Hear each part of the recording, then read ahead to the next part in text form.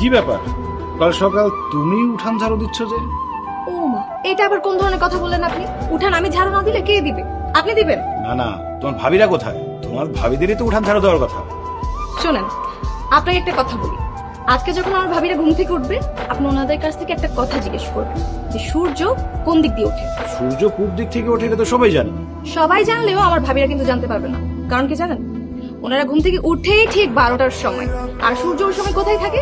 ঠিক মাথার উপরে। তো তারা জানেই না সূর্য আসলে কোন দিক দিয়ে ওঠে। আচ্ছা, তুমি সবসময় এরকম ঘুরিয়ে পেঁচিয়ে কথা বলো কেন? সোজা করে কোনো কথা বলতে পারো না? দেখেন, আমার কথার কোনো প্যাচ পোচ কিছুই নেই। আমার মুখে যা আসে আমি কিন্তু সেটাই বলে ফেলি। আচ্ছা, আপনার এখন কি লাগবে বলুন তো? ও বুঝছি, রাত্রে নিশ্চয়ই খাওয়া কম হয়ে গেছে তাই না? আর খিদার চোটে আপনার ঘুম ভেঙে গেছে। সমস্যা নাই, আপনি একটু অপেক্ষা করেন, আমি উঠানটা ঝাড়ু দিয়ে আপনার নাস্তার ব্যবস্থা করতেছি। আমি কি তোমাকে একবারও বলেছি আমি নাস্তা করবো? তুমি সবসময় এক লাইন বেশি বোঝো কেন? তুমি যে কাজটা করছিলে সেটাই মনোযোগ দিয়ে করো। আমি বরং একটু গ্রামটা ঘুরে দেখে আসি। কি ব্যাপার? সকালে একটা ঝাড়ু হাতে নিয়ে তুমি আমার বেডরুমে ঢুকছো কেন? আসলে কি হয়েছে জানেন? সকাল সকাল আমি উঠানটা ঝাড়ু দিতেছিলাম, এই ঝাড়ু দিয়ে, তাই আমার হাতে ঝাড়ু আছে, নাইলে গোলাপ ফুল থাকে। দেখছো তোমার বোনের কথা, দেখছো কথার ছিঁড়ি, দেখছো তার? ভাইয়া তোমার সব কথা শুনছে, তাই এখন সে আর কিছু বলতে পারবে না। এখন তুমি বলো, তুমি কেন ডাকছো আমাকে? এই, তোমার না বলছিলাম আজকে সকালে আমার চাদরটা চেঞ্জ করতে হবে, তুমি আমারে আরো আগে উঠাই আমার চাদরগুলা কেন চেঞ্জ করে দাও নাই? ঘরটা কেন পরিষ্কার করে দাও নাই? তুমি কি ভেবেছো শুধু বড় অপর রুমের কাজ করবে?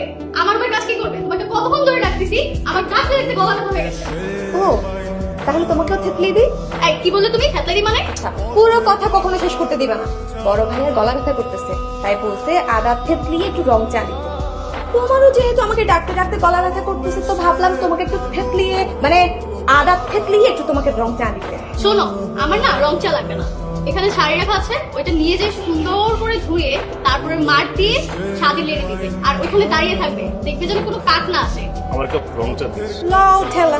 ভাইয়া, তুমি ভাবির সাথে ডিসকাস করে নাও যে আগে কোনটা করবো। আগে কি তোমার চা দিব নাকি ভাবি শাড়ির কাজ করবো? জামার মেয়ে জামাইয়ের বাড়িতে এসে উইরা এসে চুইরা বসছে। আবার তুমি আসছো? ওই এটিমের বাচ্চাটা তো বাসার বাইরে গেছে। যাই হোক, তোরা কোনো চিন্তা করিস না, আমি যখন আইসা পড়ছি এটার একটা সমাধান কইরাই যাব। তোমাদের চাকরি বাকরি কেমন চলতেছে? জিয়াপা ভালোই চলছে।